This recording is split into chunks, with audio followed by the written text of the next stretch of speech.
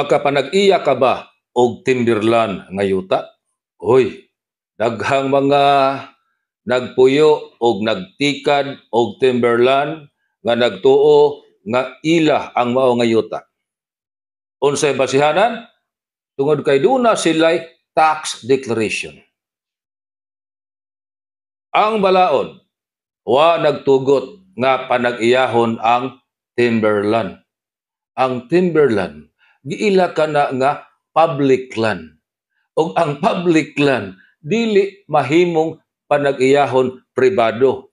Pangutana, naam lagi may tax declaration. Ang kanang tax declaration, ebidensya na nga kamoy nagbuhis. Ikaduha, ebidensya ka na nga kamoy nagtikad sa yuta. Ikatulo, ebidensya ka na nga kamoy nag-occupy niya nang mao nga yuta.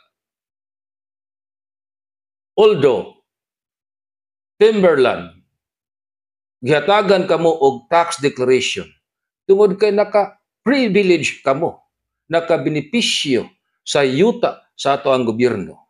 O kamo giila sa ato ang gobyerno nga steward, caretaker niya nang mao nga yuta, nga gipanag-iya sa gobyerno nga gitawag og timberland.